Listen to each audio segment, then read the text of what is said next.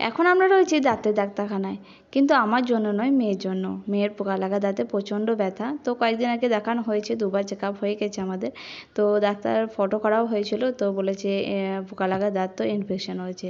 তো তার জন্য আজ থেকে ওর ট্রিটমেন্ট শুরু হবে, আর সেটি ট্রিটমেন্ট চলবে।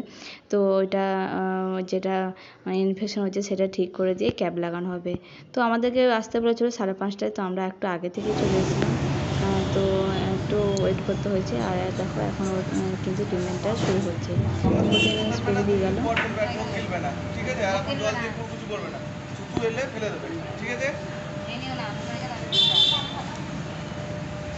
তো তোমরা দেখলে স্প্রেটা দিয়ে গেল। তো স্প্রেটা দেওয়ার কারণে যে ওকে ইঞ্জেকশন দেওয়া হবে। তো স্প্রে দেওয়ার পর দেখো মুখটা একটু অন্যরকম ভাব ওর হচ্ছে, ফিল হচ্ছে।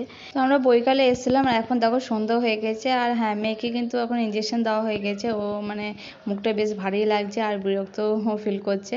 যাই হোক, তো আমরা এখন বাড়ি চলে এসেছি। আর আজকে ফার্স্ট ওয়াশ হলো। তো চেক আপ হওয়ার পর আবার নেক্সট রবিবার আমাদের ডেট দিচ্ছে, তো আমরা আবার সেদিন যাব। আর এখন এসেই দেখো রেডি হয়ে গেছে, আজ টিচার্স ডে, তো যাবে টিউশনের মাস্টারের কাছে। তো এখানে দেখো স্যারের জন্য অনেক কিছু কার্ড নিজে হাতে বানিয়েছে, সেগুলো এখন আমাকে দেখাচ্ছে। অনেক কাজ তো, সারা রাত লাগবে তো তাহলে, তো স্যারকে দেখতে দেখতে। আর দাঁতে লাগছে নাকি এখন? আর হ্যাঁ, পড়ে যাচ্ছে পুরো আটা।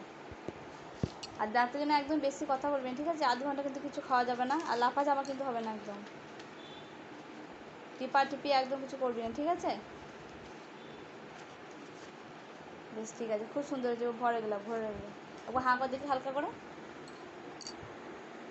ওই যে সাদা পাড়ে একটা দাঁতের মতো দেখাচ্ছে, তো ওইটাই ট্রিটমেন্ট চলছে। তো সাদা পাড়ে একটা ক্যাপ একটা লাগিয়ে দিয়েছে ওয়াশ করার পর, যাতে খাওয়া দাওয়ার জন্য না ঢুকে যায়।